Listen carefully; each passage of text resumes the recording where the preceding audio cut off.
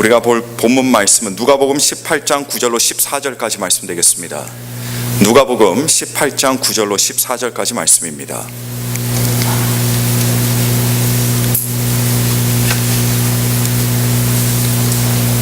누가복음 18장 9절로 14절까지 말씀 되겠습니다.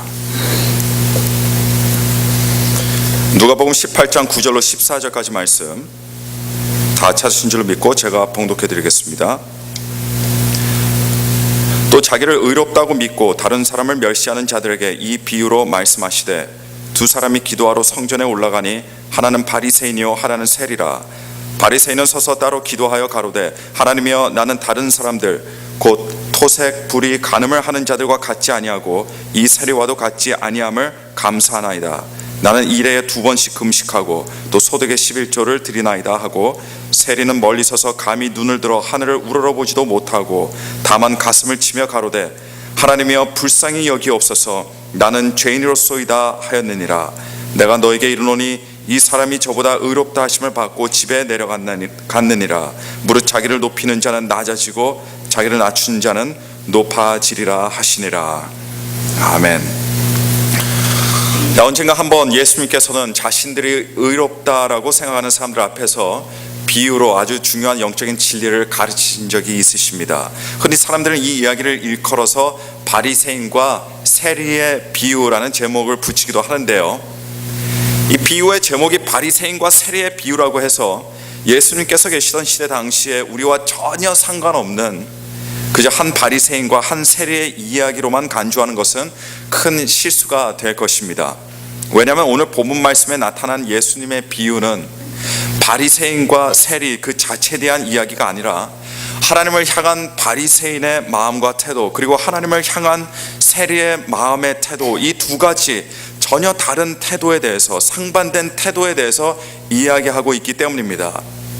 예수님의 비유의 내용을 보니까 이렇습니다. 저기 한쪽에 보니까 자기가 옳다고 철두철미하게 믿으면서 다른 사람을 업신여기는 자를 대표하고 상징하는 한 바리새인이 높은 곳에 서서 기도하고 있습니다.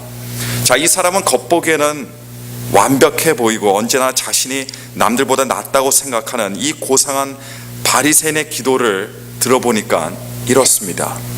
하나님, 저는 제가 생각해도 제가 참 자랑스럽습니다. 하나님의 율법 그대로 남의 물건에 손댄 적도 없고 남의 재산을 부당하게 빼앗은 적도 없습니다. 또 요즘 누구나가 바람을 피우는데 저는 바람도 피지 않았습니다.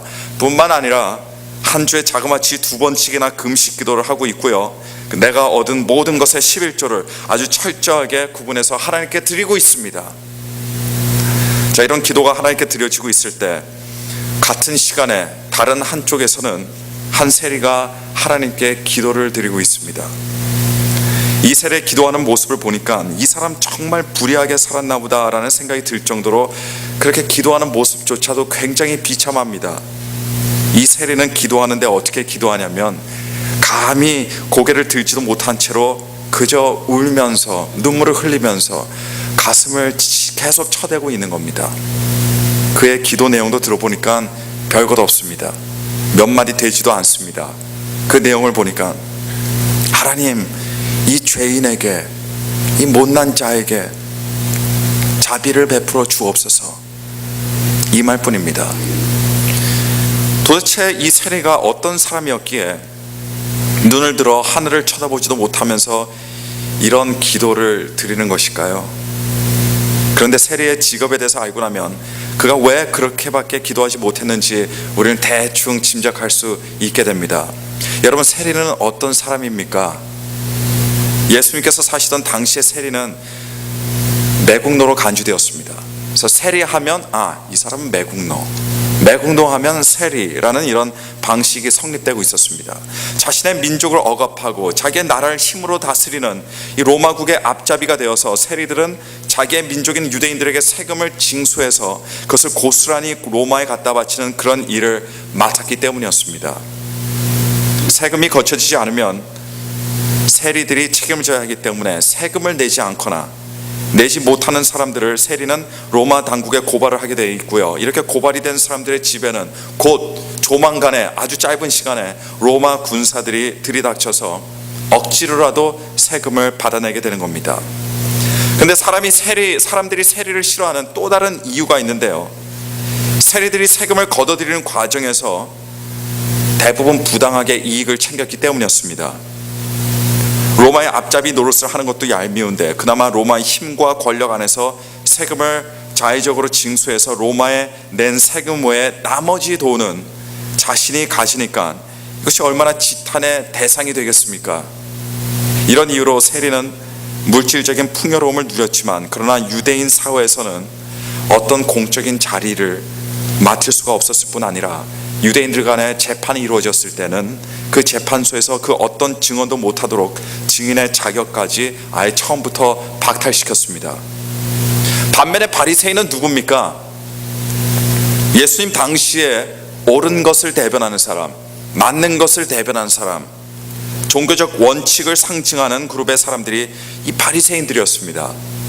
그들의 행동은 종교적으로 완벽해 보였고 성경에 대해서도 아주 박식한 그런 사람들이었습니다.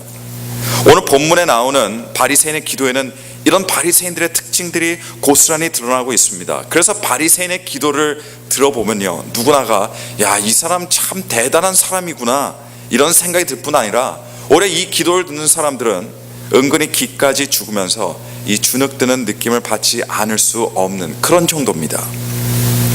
그런데 이 비유의 마지막을 보니까 하나님께서는 누구의 기도를 받으시고 누구의 기도를 거부하셨습니까? 바리새인의 기도를 거부하시고 세리의 기도를 받아주시는 그런 놀라운 반전이 일어나게 됩니다. 많은 사람들이 바리새인이 하나님께 인정을 받지 못하고 정죄를 받은 이유는 다 그의 교만함 때문이라고 이렇게 생각합니다. 물론 교만은 하나님 앞에 아주 심각한 병이고 하나님께서 싫어하시고 미워하시는 죄인 것만은 틀림없는 사실입니다. 그러나 오늘 본문에 등장하는 바리새인을 하나님께서 거부하시고 정죄하신 근본적인 이유는 여러분 단순히 교만이 아닙니다. 단순히 거만이 아니에요. 그 근본적인 이유는 그가 가지고 있었던 잘못된 생각 때문이었습니다. 잘못된 생각은 잘못된 마음과 잘못된 태도를 갖게 만듭니다. 그리고 교만이라는 것도 사실 언제나 이 착각의 소산물입니다. 그렇다면 그가 가지고 있었던 잘못된 착각은 무엇입니까? 이 신앙생활의 관건은 율법, 즉 계율을 지키는 것이라고 생각한 겁니다.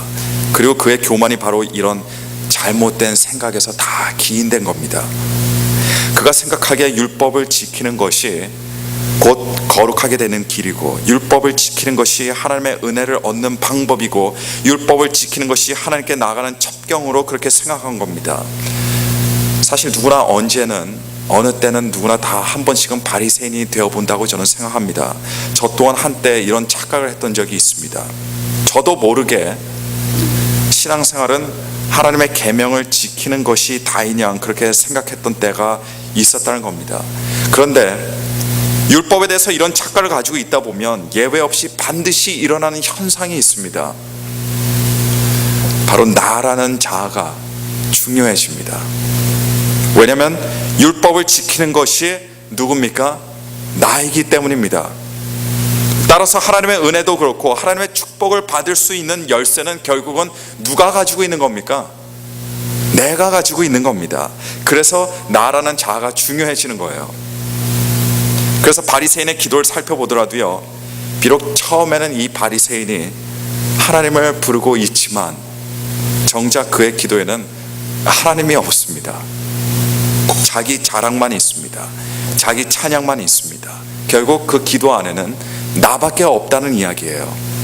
그러니 바리새인은 자신의 금식 기도한 것이 자랑이고 11조 생활한 것이 자랑이고 어떤 나쁜 짓도 하지 않은 것 그 자체가 그것이 그 사람의 자랑이 되어버리고 말았습니다. 여러분, 좀 전에 말씀드렸지만 우리도 모르게 바리새인들이 될 때가 있습니다.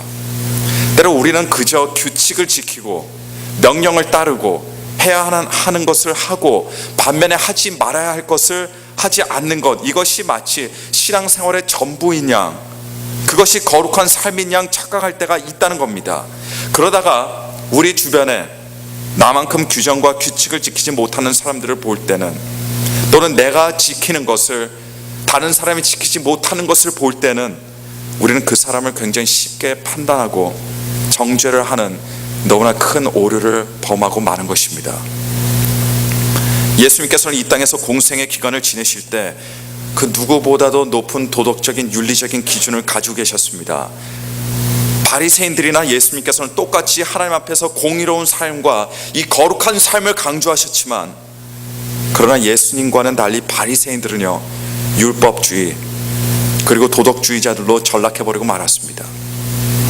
바리새인들이 율법주의, 도덕주의로 전락해버린 이유는 크게 두 가지로 나눠볼 수가 있습니다.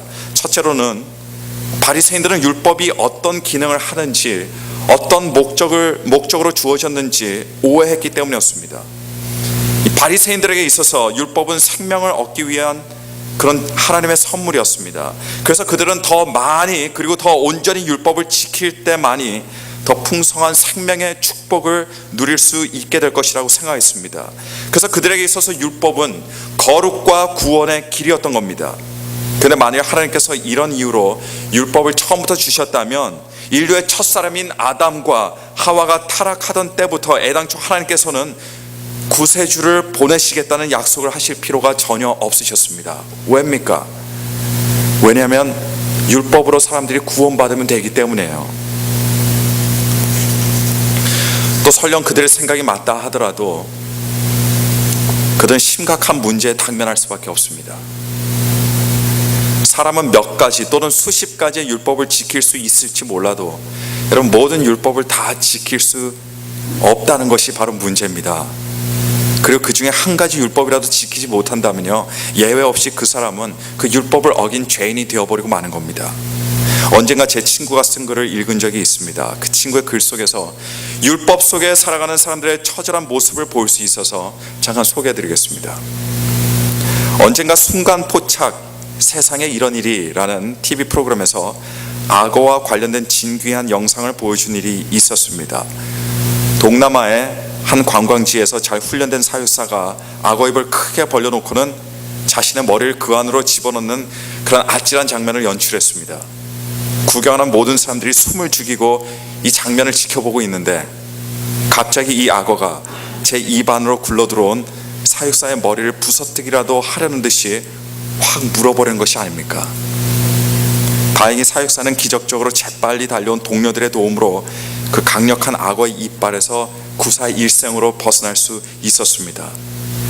미국 플로리다 대학의 동물학자 켄트 블리엣이 언젠가 악어의 무는 힘을 연구한 적이 있었습니다. 그리스 신화 속에